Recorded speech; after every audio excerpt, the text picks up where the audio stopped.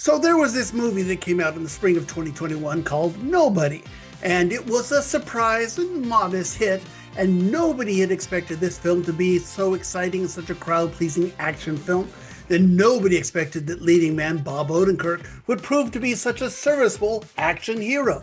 So because so many people liked it, everybody in Hollywood started talking about making a sequel.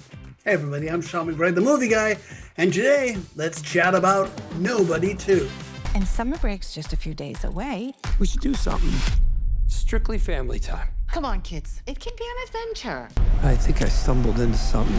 You're vacationing in an old bootlegging route, full of drugs, crooked cops, and one woman who controls it all. You didn't take your family there, did you? Yeah. You wanted to de-escalate the situation. De-escalate. No escalating. Guys, I'm not gonna fight you. I'm here on vacation.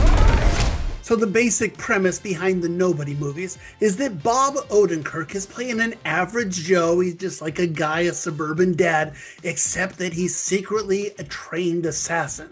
And so if you make him mad, boy, this guy it doesn't take much to convince him to beat you to a bloody pulp and even kill you. And the secret is that while this guy can dish out a beating, he can also take a beating too, and it's kind of fun watching him getting pummeled even while he's doing the pummeling. Now in the sequel, Nobody 2, Odenkirk has had some troubles with his family, so he decides to take them on vacation. And while they're there, this arcade manager starts messing with his daughter, and what do you know, that's all it takes to set him off. And so he heads inside and let the pummeling begin. And of course, because he gets in trouble at the arcade, well, then the police get involved. Now he's got to fight the police. And because some of the police are corrupt, well, there's this crazy crime boss lady who's going to show up too. Before you know it, he's basically at war with everybody. So I'm not going to waste any time really getting into details on this plot because the plot doesn't matter here. This is simply a simple story that's allowed to get you from one action sequence to the next. And on that count, it does very well here. And the secret here is that Odenkirk looks like the dad who lives next door to you. And so when he suddenly shows that he's a really good fighter and that he can beat you to a pulp, well, that's kind of a male empowerment fantasy. I think there's a lot of men of a certain age that would like to think, oh, I'm a super tough bad guy that I could, deep inside me, if you mess with me, I'm going to mess with you.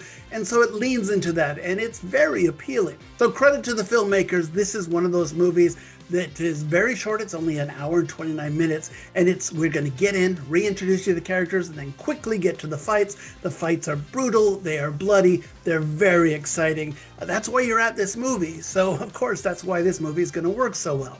I do appreciate this time around that our hero's family is going to get more involved. That's Connie Nelson playing his wife, and it is Gage Monroe playing his son. And like I said, they get more involved and they get in on some of the action too. So who knows, maybe one day we'll get Nobodies or Nobody 3. Well, the family that goes out and beats people is the family that stays together or something like that. Now, not everybody fares as well. Some of the supporting characters get lost in the shuffle. We get Christopher Lloyd, we get RZA, I'm not sure they're doing anything. We get Colin Hanks and Michael Ironside playing the police officers. And I don't think they're really, menacing enough to hold our attention to make us think, oh, poor Nobody, is he going to get away with this time? Nah, it's, you know where this is going here. Now, I gotta say, Sharon Stone shows up in this. That's right, Sharon Stone. She is the crazy crime boss lady.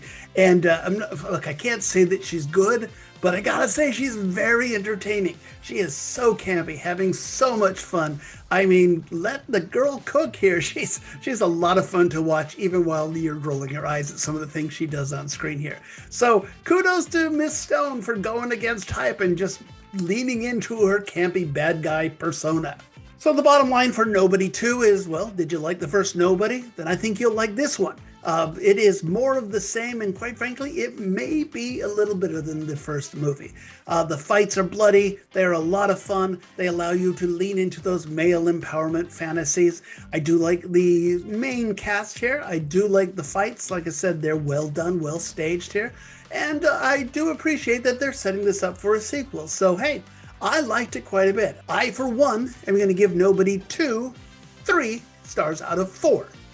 5. So Bob Odenkirk just did an interview, I think it was the Hollywood Reporter, and he said that he imagines Nobody to be a quadrilogy. so fans of Nobody can look forward to at least a couple more of these films. I, for one, am interested in seeing what would happen, particularly with the family, since they now seem to have some tendency towards the violence as well. But hey, that's just me. I like the Nobody movies. What do you think, though? Is it too much, or is it just the right amount of bloody violence? Comment below. And hey, please don't forget to like and subscribe this channel so you get all of my Movie Guy quick takes as soon as they come out. And of course, you can follow me on social media, but the big thing is subscribe to my podcast. It's called Two Movie Guys. That's where my friend Joe Fryer and I get together every week and we discuss all of the week's big new movies. Just search for Two Movie Guys wherever you get your podcasts.